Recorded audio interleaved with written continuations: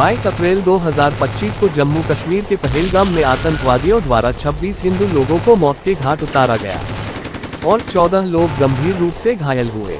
इस घटना का निषेध संपूर्ण भारत देश में किया गया। कई परिवार इस घटना में उद्ध्वस्त होते बिखरता नजर आया। किसी का पति, किसी का बेटा, किसी की मां, किसी की बेटी पर आतंकवादियों ने वो कहर बरसाया कि उनकी हंसती खेलती जिंदगी तबाह कर दी।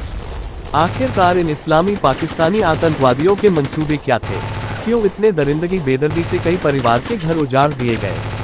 आखिरकार क्या गलती थी इनकी? ये हादसे से पूरा भारत देश हिल गया और केंद्र सरकार प्रधानमंत्री नरेंद्र मोदी द्वारा एक उचित कदम उठाया गया। हमारी देश की तीनों नौसेना ने एक एक आतंकवादियों को चुन चुन कर मार गिराया। पाकिस्तान की हर वो जमीन पर सभी जल थल वायु को रोक दिया गया जिसे हर पाकिस्तानी छोटी छोटी रोजमर्रा की वस्तुओं के लिए तरसने लगा। ऑपरेशन सिंदूर द्वारा नौसेना ने पाकिस्तान को करारा तमाचा मारा, जिससे पाकिस्तान अब नस्ते नाबूद होते हुए देखा गया। छिंदवाड़ा के भाजपा ओबीसी सेल के अध्यक्ष नीरज भारद्वाज ने अपने शब्दों में इस हुए घटना का निषेध किया और मृतकों को भावपूर्ण श्रद्धांजलि अर्पित की।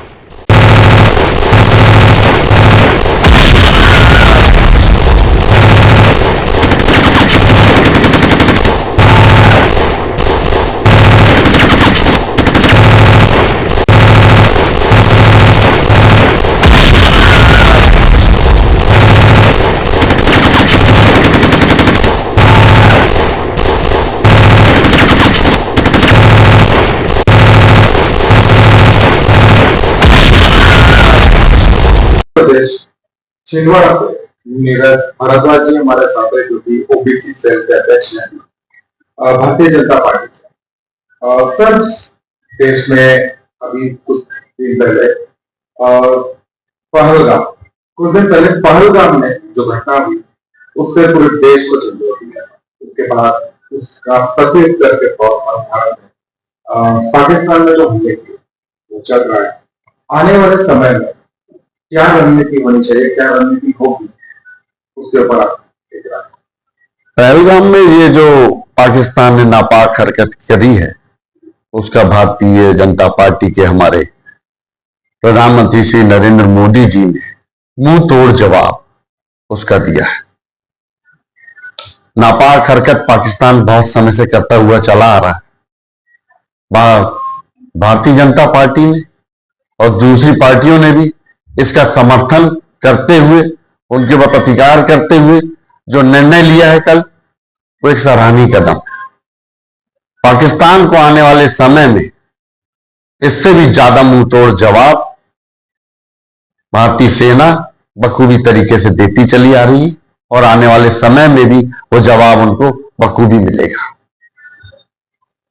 हिंदुस्तान काफी समय से आतंकवाद की मार झेलता हुआ चला आ रहा है। अब ये असहनीय हो चुका है, जिसका परिणाम पाकिस्तान को आने वाले समय में इससे भी ज्यादा खामियाजा उसको भुगतना पड़ेगा। और भारतीय सेना पूरी तरीके से तैयार है और हमारे नेतृत्व पे हमें पूरा भरोसा है और भारत की जनता इस चीज को जानती है और आने वाले समय में आप इसका जवाब और अच्छे से देखेंगे। असम के मुख्यमंत्री ने कहा है कि पहलगाम के जितने भी लोग उन्हें साथ दे रहे हैं, जितने भी गद्दार है, बच नहीं पाएंगे। इस पर आप क्या कहेंगे? इतने राम कहां से लाऊं, हर एक घर में रावण है, ये कहावत हमें अपने देश में भी इस तरीके के गद्दारों को पहचानना है। और आने वाले समय में आप देखेंगे कि हिंदुस्तान के अंदर इस तरीके के गद्दार जो देश को बांटने के लिए पुरजोर तरीके से भिड़े हुए हैं, उन सब का सर्वनाश, उन सब का संहार हमारी सेना, हमारी पुलिस बल पूरे तरीके से तैयार है और आने वाले समय में इसका परिणाम बहुत अच्छा निकलेगा। भारद्वाज जी, आपको नहीं लगता 2014 से भारतीय जनता पार्टी की सत्ता देश और उसके बावजूद भी आप एनआरसी लागू करना चाहते हैं, नहीं कर पाते हैं? देश में पहाड़ी लोग हमारे देश में रह रहे हैं, जबकि विदाउट वीजा, तो उसके बावजूद भी किसी तरह का कोई एक्शन या किसी तरह का कोई सर्च ऑपरेशन ऐसा कुछ चलाए बिना हम इस चीज की राह देखते कि ऐसे हमने होते रहे एक भारतीय जनता पार्टी के लीडर होने के नाते आपकी ये प्रश्न। देखिए, कोई भी चीज को लागू करने में समय लगता है। अगर विरोधी पार्टियां या कुछ ऐसी पार्टियां जो अराजकता फैलाने वालों का साथ देती है, उनको ये समझना होगा, उनको भी ये सोचना होगा कि ये जो लोग इस तरीके की अराजकता फैला रहे हैं देश में, इस तरीके के जो आतंकवाद, उग्रवाद और इन चीजों को बढ़ावा दे रहे हैं, घुसपैठियों का साथ दे रहे हैं, चाहे बांग्लादेश घुसपैठिए हो, चाहे रोहिंग्या हो, इनका साथ दे रहे हैं। इनको ये समझना होगा पार्टियों को। अगर हमारे साथ दे, भारतीय जनता पार्टी का साथ दे, घर में सबसे पहले लड़ाई हमको लड़नी है, ये हमारा साथ दे, तो ये घुसपैठिया 4 दिन भी नहीं रुक पाएंगे। और ये देखिएगा आप आने वाले समय में इसका बहुत अच्छा तरीके से हमने रोहिंग्या जितनी बस्तियां हैं और जितने लोग बाहर से बसे हुए हैं, इनको हम बाहर फेंक पाएंगे। ऑपरेशन सिंदूर शुरू हो चुका है, पानी से लेके डीजल से लेके हर चीज उनकी बंद कर दी है। सभी लोग हमारी जो नौसेना है वो उनकी बहुत बड़ी तारीफ हमारी जनता द्वारा की जा रही है, क्या कहेंगे? देखिए, हमारी तीनों सेनाएं अभी संयुक्त रूप से कार्य कर रही है। मोदी जी ने हमारी सेना को फ्री हैंड छोड़ा है। एक समय में ऐसा होता था कि पहले सरकार से पूछा जाता था, ऊपरी अधिकारियों से पूछा जाता था, फिर कार्य किए जाते थे, फिर एक्शन लिया जाता था।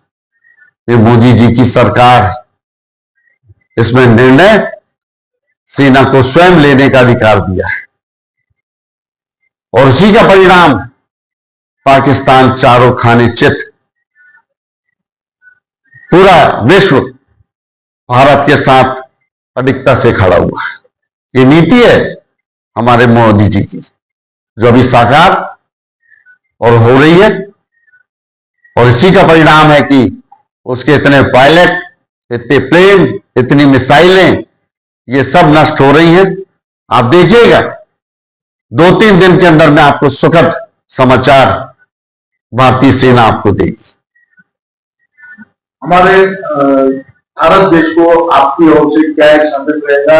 जिन घर के गिरा हो चुके, जिन घर में मौतें हो चुकी हैं, ऐसे लोगों को आप क्या एक संदेश देंगे? ये तो एक जो चला गया उसकी कमी तो कोई पूरी नहीं कर सकता, लेकिन मैं उन विधवाओं के लिए, उन बच्चों के को बोलना चाहता हूं कि जिनके पिता इस दुनिया में नहीं रहे,